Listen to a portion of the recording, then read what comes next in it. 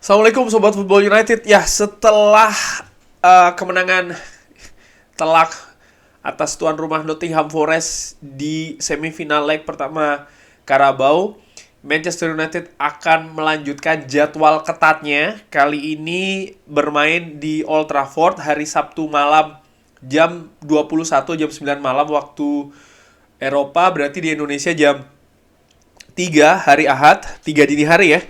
Manchester United akan melakoni laga menghadapi Reading di FA Cup. Tentu saja ada banyak hal yang bisa dilakukan. Salah satunya yang banyak diperbincangkan juga rotasi.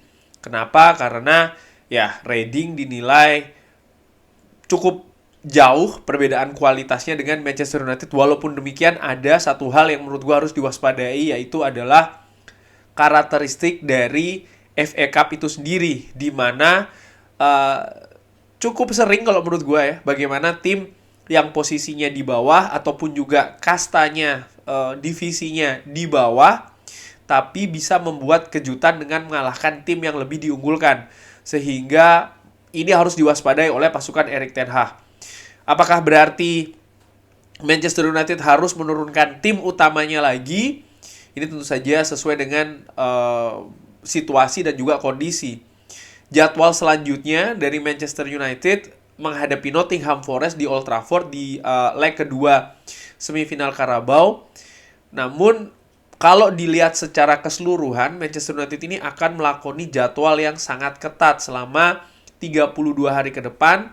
Akan melakoni 10 pertandingan kalau tidak salah, berarti rata-rata ada ya 3 hari sekali Manchester United akan menjalankan pertandingan, baik itu di Carabao, FA, Premier League, dan juga Europa League. Jadi menurut gue harus betul-betul diatur. Hanya saja Erik ten Hag di berbagai konferensi pers atau di wawancara selalu mengatakan kalau dua hal. Nomor satu, hanya pemain yang siap untuk berperforma yang terbaik itu yang diturunkan oleh Erik ten Hag. Nomor dua, Erik ten Hag melihat peluang untuk bisa mendapatkan trofi. Sejauh ini yang paling terdepan tentu saja Carabao, karena sudah sampai tahap semifinal. Bahkan Manchester United sudah menang telak ya di leg pertama. Namun demikian menurut gua kompetisi lain seperti kayak FA Cup maupun juga Europa League, menurut gua sih Erik ten Hag juga melihat peluang kalau seandainya Manchester United ini bisa menantang kurang lebih untuk bisa mendapatkan gelar juara, gue yakin Erik ten Hag akan mencoba untuk melakukannya. Hanya saja kalau di Premier League memang agak sedikit sulit ya melihat situasi saat ini. Nah, preview tentang Reading kali tim ini berada di Championship. Sejauh ini berada di posisi ke-14. Jadi bukan tim papan atas ya di Championship, dengan selisih 5 poin dari Middlesbrough. Middlesbrough tuh ada di peringkat ke-6, artinya peringkat untuk mengikuti playoff. Dan ini merupakan 5 pertandingan dari Manchester United dan juga Reading, di mana di pertandingan terakhir Reading ini kalah telak menghadapi Stoke 4-0. Bahkan di pertandingan sebelumnya juga gagal menang ketika melawan QPR, Queen's Park Rangers. Sementara Manchester United bisa bounce back setelah di 2 pertandingan di London menghadapi Crystal Palace dan juga Arsenal ini gagal memetik kemenangan. Manchester United menghadapi tim yang divisinya di bawahnya ya. Ini bukan yang pertama kali musim ini.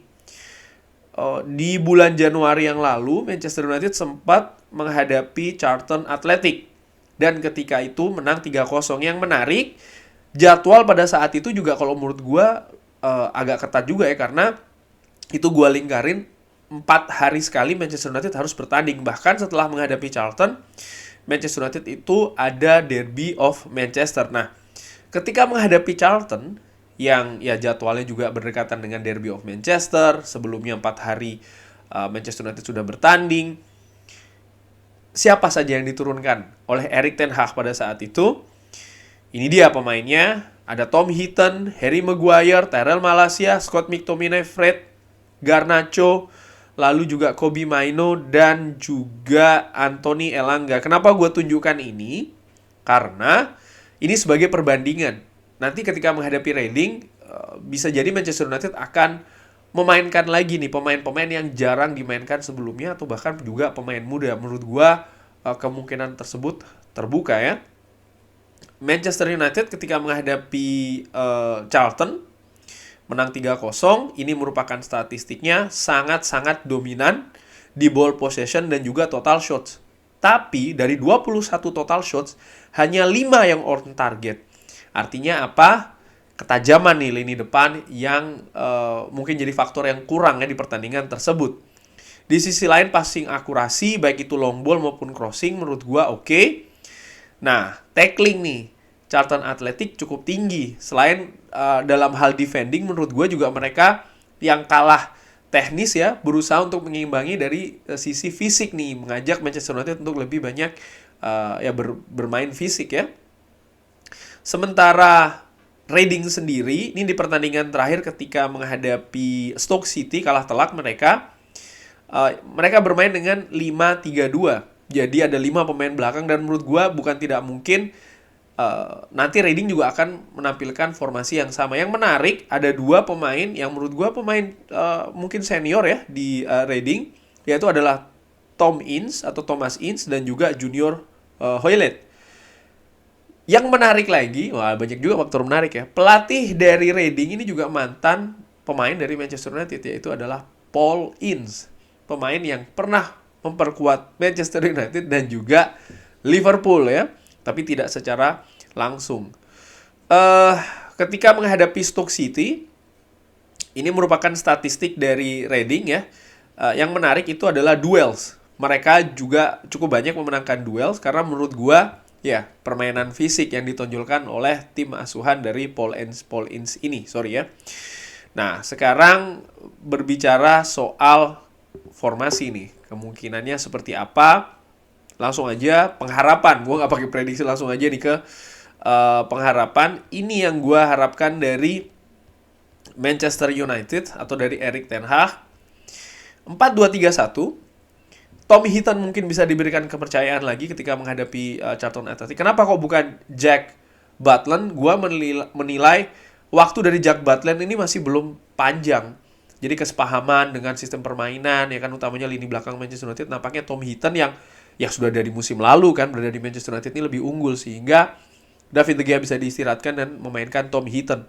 Kuartet lini belakang, Harry Maguire menurut gue bisa ditampilkan lagi, kapten Manchester United ini yang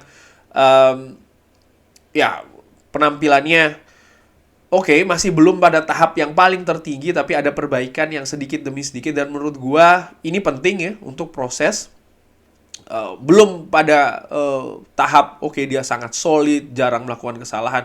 By the way, kalau melakukan kesalahan, Lisandro Martinez juga melakukan kesalahan, Victor Lindelof pun juga demikian. Tapi menurut gue berbeda dari Harry Maguire. Kenapa? Ada 2 hal menurut gue. Nomor 1, posisi dia sebagai kapten Manchester United nomor 1. Nomor 2 adalah apa yang diraih musim lalu, di mana penampilannya jeblok ya kan. Tapi menurut gue berusaha fair di sini dengan amatiran. Di beberapa pertandingan terakhir yang Harry Maguire main ini ya ada perbaikan sedikit demi sedikit, sehingga ketika menghadapi Reading kan bisa jadi dia diturunkan.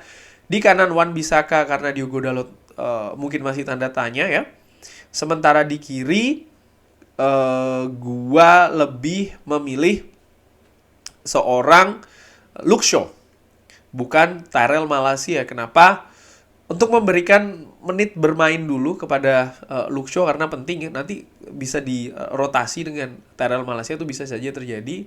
Lalu juga gua melihat crossing dari Luke Shaw, ini salah satu yang terbaik di Manchester United.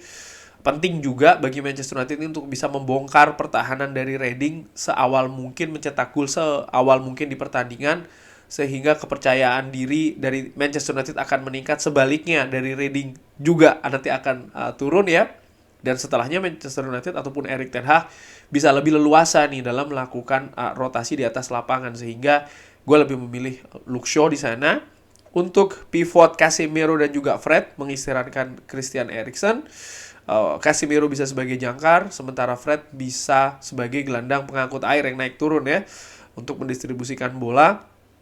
Nah, yang menarik adalah 3 di depan. Gue langsung memilih untuk mengistirahatkan Bruno Fernandes. Pemain pilar ini, pemain vital ini menurut gue bisa dicadangkan dulu di pertandingan ini dengan memberikan kesempatan kepada Scott McTominay yang ketika menghadapi Arsenal memang penampilannya kurang maksimal karena sepertinya ada kebingungan di sana antara dia maju ataupun stay di belakang. Ada beberapa kontribusi tentu saja di kegiatan defending ya, bagaimana tacklingnya, lalu juga interceptnya kalau tidak salah angkanya cukup tinggi dari Scott McTominay. Tapi ya menempatkan Scott McTominay di posisi nomor 10 menurut gue ini bisa seperti menambah orang di lini depan karena Reading juga gue pikir akan berusaha untuk bermain rapat di belakang dengan mengandalkan fisik. Nah, Scott McTominay dengan keunggulan fisiknya menurut gue bisa ditampilkan di sana untuk membongkar pertahanan dari Reading. Di kanan dan di kiri Anthony bisa dimainkan lagi ya untuk memberikan kesempatan dia ketika menghadapi Charlton dia mampu mencetak gol pembuka. Mudah-mudahan menghadapi Reading juga demikian. Marcus Rashford seperti ketika menghadapi Nottingham Forest mungkin bisa ditampilkan dulu, lalu setelahnya bisa diganti oleh pemain lain seperti Garnacho ya. Jadi tidak diforsir penuh, tapi kita butuh ketajaman lah menurut gue di lini depan untuk bisa mencetak gol seawal mungkin. Dan di depan ya siapa lagi kalau bukan Wout Weghorst. Harapannya dengan adanya Luke Shaw, Rashford maupun Anthony serta Casemiro ini bisa lebih membantu Wout Weghorst konsentrasi di sektor penyerangan sebagai ujung tombak Manchester United. Ya harapannya dia bisa mencetak gol lagi ketika menghadapi Reading nanti. Nah, skor bagaimana? Kalau dilihat dari satu divisi Premier League ya kan, satu di Championship, tentu saja ada perbedaan di sana. Tapi harus waspada, lini belakang tetap harus fokus menurut gua karena ya Reading bisa saja mengancam melalui serangan-serangan sporadis, tapi secara keseluruhan gua memprediksi Manchester United bisa menang mungkin telak dengan skor 3-0 harapannya ya. Lalu ada satu pemain ya ini mungkin bisa jadi akan menjadi comeback-nya di atas lapangan, Jadon Sancho.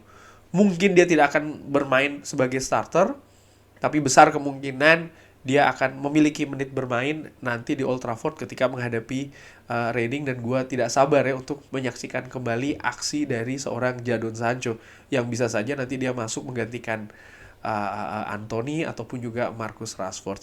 Bagaimana menurut Sobat Football United? Perkiraan formasi, perkiraan hasil, harapannya seperti apa? Drop di kolom komen. Terima kasih sudah menyaksikan.